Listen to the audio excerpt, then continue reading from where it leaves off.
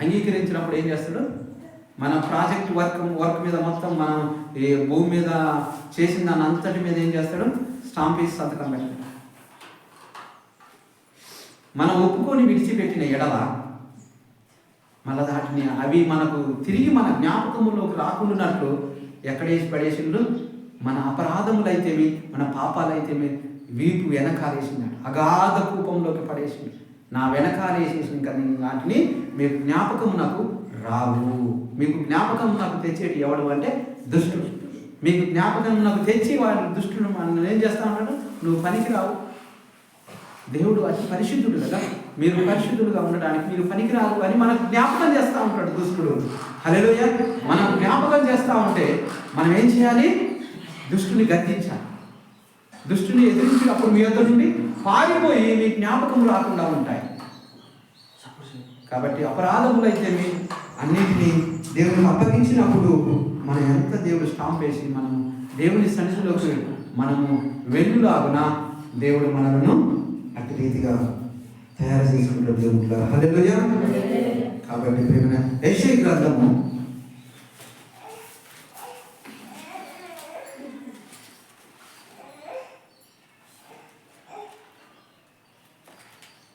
49 యెషయా గ్రంథం 49 మొదటి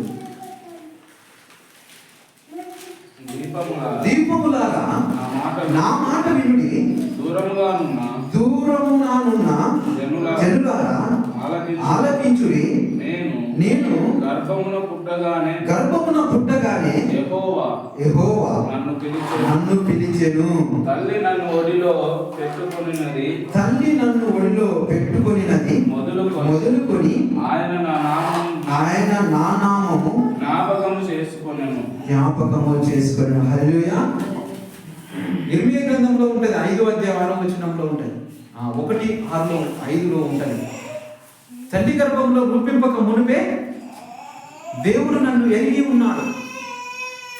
అంటే మనం పుట్టక మునిపే ఎక్కడ ఉన్నాం? మనం పుట్టక మునిపే దేవుని సన్నిధిలో ఉన్నాము. ఎక్కడున్నాం మనము? మనం పుట్టక మునుపు దేవుని సన్నిధిలో ఉన్నాము.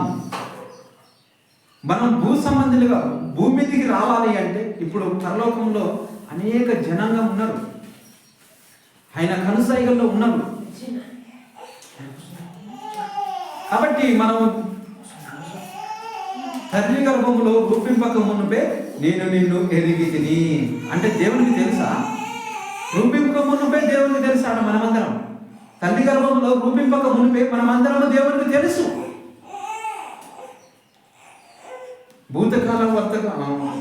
భూత వర్తమాన కాలంలో భవిష్యత్ కాలంలో సమస్తమును దేవుడు ఎరిగిన దేవుడు. అన్ని కాలాలలో దేవుడే ఉన్నాడు.